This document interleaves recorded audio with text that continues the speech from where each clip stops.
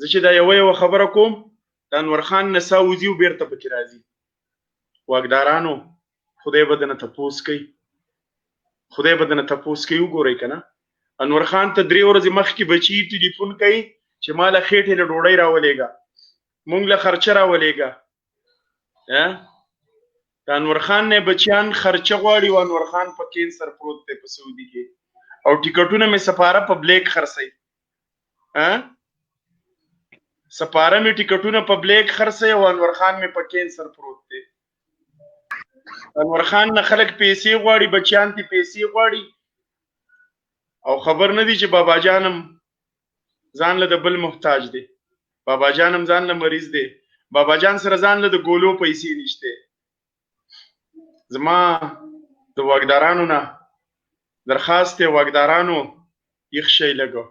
داسې د انور خان غونته کې ډیر خلک په سعودیا کې پراته دي، په دیرو کې پراته دي، خو موږ پښتانه یو ځان میډیا ته نه راولو، پښتانه یو شرمیږو. خو پښتون چې کله راشي خپل تصویر میډیا ته ښکاره کړي نو دا د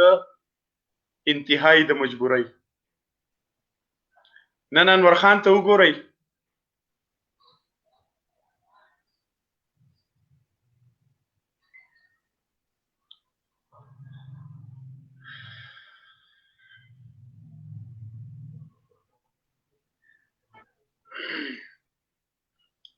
زما چې کوم رونه پښتانه دا یو مسله نه ده زموږ د پښتنو طرف دشته. ډاکټر صاحب قسم په خدای پرون راته یو کال لاغلی دی او یو مرګري راته وی چې زموږ د فیصل آباد پاکستاني ورور د انډیانو په دیره کې پاتې کیږي او هغه هم د قشان دی جی. نو کومه مسله موږ ورمخته کو کم کسانو پسې وګرځو، دا خو ډیره ګرانه شو. ډاکټر صاحب ته دې حالات وګوره، ته دې حالات ته لږ وګورئ کنه چې سړی بچي او سړی ته ټلیفون وکړي چې بابا جي ماله 1000 روپۍ یا 1500 روپۍ راولېږه، هغه دلته بیمار پروت دی کنه، د هغې د ټیکټ درک نه لګي، هغې ته 15-16 ریاله نورې مسلې، نو دا کم بس موږ وګرځو یار. او پښتانه مې سفیر مې په سفاره کې پبلیک ټیکټونه خرڅوي. انور خان له خو به مونږ چانده وکړو، انور خان له خو به مونږ ټیکټ والو، خو ټیکټ په وله ورکوي څوک؟ مراد سعید خو له دې ځای نه خپلو کسانو نومونه ولېږي، خپل کسان راوړي، رشته دار راوړي، هغوی حجامت وکړي، میک اپ وکړي، او بیا راشي په ایرپورټ کې بیا دغلته کې ماله تصویران وباسي، سیلفیانې وباسي، او شکریه مراد سعید، او شکریه علي محمد خان، او شکریه شهریار افریدي، او شکریه ښایسته لاله. خو زه ستاسو نه وزیرانو، زه تاسو ته وایم چې د دې سړي به ستاسو نه تپوس کېږي، د دې سړي به دنه پوښتنه کېږي. خو زه د پښتنو په سعودي عرب کې چې د پښتنو کم واکداران دي، کم مشران دي، هغوی ته هم زه درخواست کوم چې پښتنو وایي که غریب خدای کړي نو دله چا کړي. ستاسو که نور وس نه رسي، دا وس هم رسي چې تاسو راشئ او د انور خان تپوس وکئ. په 100 ریاله او 200 ریاله باندې به ستاسو ملا نه ماتېږي. د پښتنو مشرانو، زه په پاکستان کې ناست یم، خو زه به د انور خان په ټیکټ کې تاسو له په ریالونو کې روپۍ درولېږم. زه په پاکستان کې ناست یم، خو زه به د انور خان په چانده کې تاسو د پاکستان نه چانده درولېږم. خو تاسو لږ راپاسئ، لږ د انور خان سره مرسته وکئ. بچیان ته ډوډۍ غواړي او انور خان کینسر دی، بچیان ته د خېټې ډوډۍ غواړي، د انور خان ټي بي دی، بچیان ته د خېټې ډوډۍ غواړي، هغه د کینسر دوايي نشي اخیستی ځان له. زما پښتنو تاسو به څه کوئ؟ تاسو د څه دپاره ناست یې؟ راشئ که نه، تاسو هم څه نه څه د انور خان سره څه نه څه خبرې وکړئ که نه، انور خان په دې درد کې شریک شئ که نه. انور خان به تر څو پورې پروت وي چې کله مړ شي بیا به وله کار وکئ، بیا به وله منډه ووهئ، بیا به خپلو بچیانو ته راولئ، ژوندي نه یې راولېږئ چې دا خپل بچیان یې وویني، د خپل ښځه او بچي وویني، په ژوندي نه یې راولېږئ. انور خان د کینسر مریض دی، انور خان 7000 لږ بګ د هغه د دوايانو خرچه ده. خلک د خوبز 1 ریال نه مومي، په 1 ریال خوبز دی چې هغه واخلي. 4 میاشتې وشوې چې خلک په لاکډاون کې دی. ډاکټر صاحب 7,672 ریال باندې صرف دا یو ډبې تاسو ته مو خو دا غي غون میډیسن خرچه تاسو ته نه یادوم جی چې 7,672 ریال باندې دا یو ډبې راګه تاسو کتل شي په سکرین باندې تاسو تخکاری نو وای نه قیمت په لګیدل دی وګوره 7,672 ریال د یو ډبې قیمت ته ډاکټر صاحب زه میډیسن خبره غونډه نه کوم زه صرف د یو ډبې خبره کوم یو ډبې په 7,672 ریال د دې دنیا میډیسن دی ډاکټر صاحب دا یوازې د کینسر بیمار نه دی دا ټي بي بیمار دی د دې بملا کې وبشي دی ډاکټر صاحب زه د دې پروګرام په وساتت باندې د پښتنو چې کوم واګداران دي دغه تکي د پښتنو چې کوم مشران دي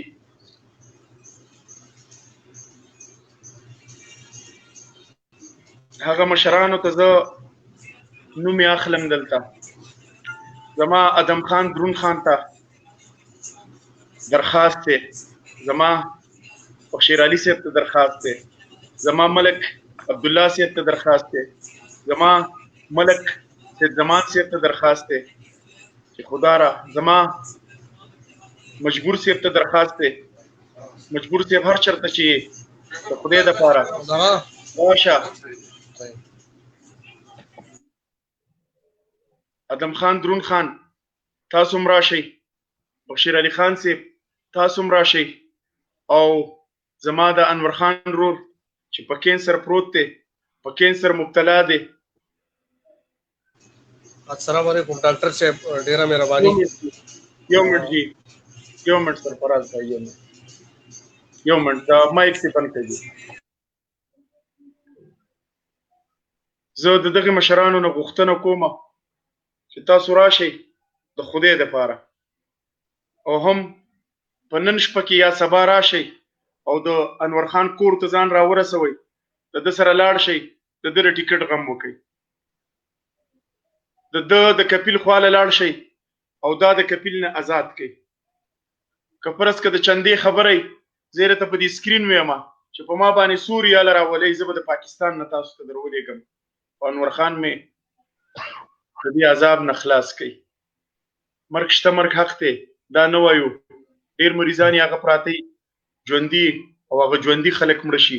موږ دا نه وایو چې انور خان به ښه نه شي موږ دا نه وایو چې د انور خان به علاج ونه شي موږ دا نه وایو چې انور خان به د دې خبرو نه پاتې شي خو بندوبست یې پکار دی ځکه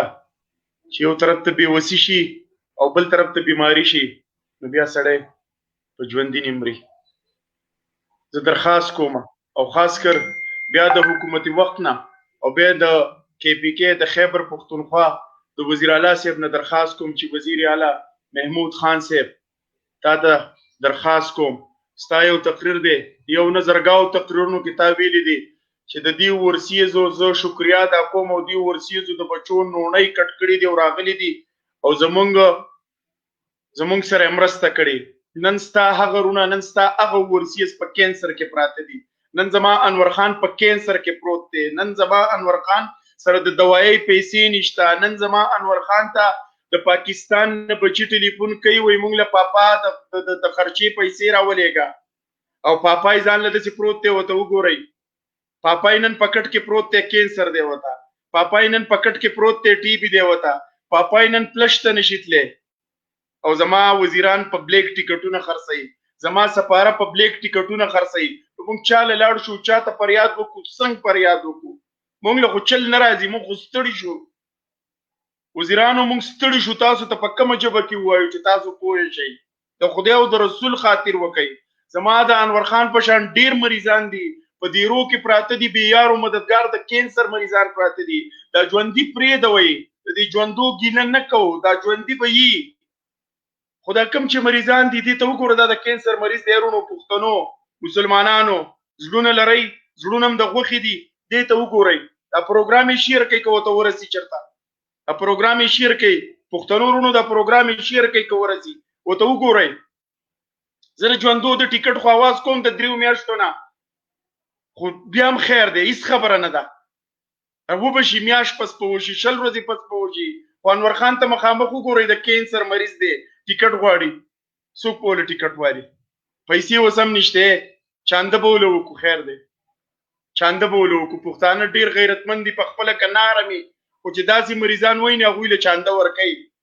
پښتون سړی چاته لاس نه مخکې کوي انور خان مې د کینسر مریض دی د 2000 ریالو د لاسه رانمري پښتنو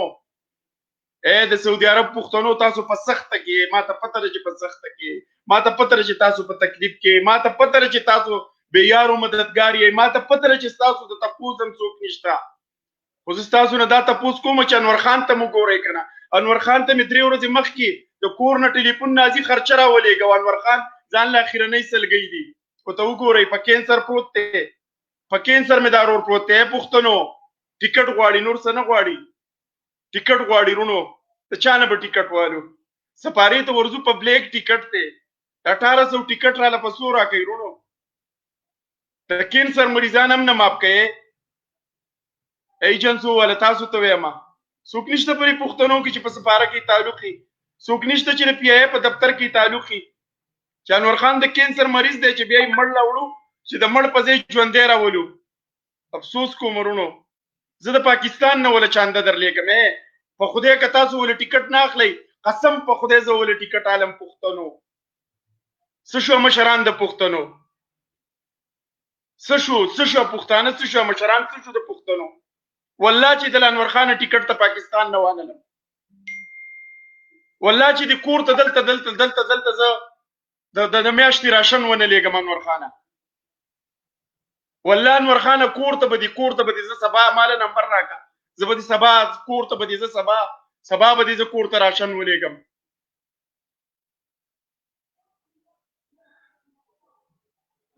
څه شو زما وزیران د ټیکټ ته لاسه به خلک مریو تاسو ته به څوک په تاسو به څوک تنقید نه کوي زه ولې ټیکټ اخلم زه د پاکستان نه ولې اخلم خو تاسو ولې ورکړئ ټیکټ کنه په پلی کې خو مه ورکوئ کنه ظالمانو د کینسر مریض د اخرنۍ سلګۍ دي که څه وایو په میډیا وایي دا وایي تنقید کوي په حکومت نه کومه تنقید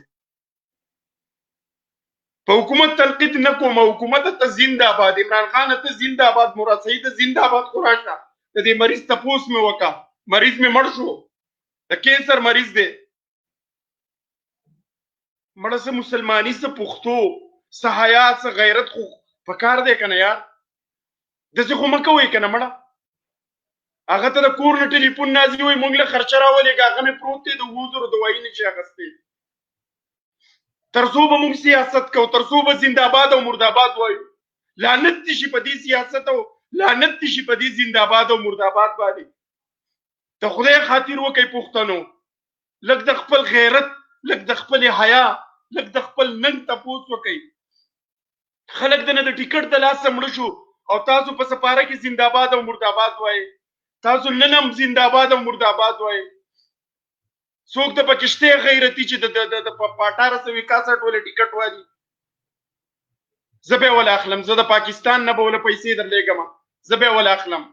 انور خان سبا دې کور ته تپوس کوه د میاشتې راشن به دې سبا زه کور ته وړم ته فکر مه کوه خدای پاک ډېر غیرتي ذات دی د چا چې څوک هم نه وي د هغه خدای زه تا نه پېژنم ته د دیرې خو زه دې پېژنم نه چې ته څوک یې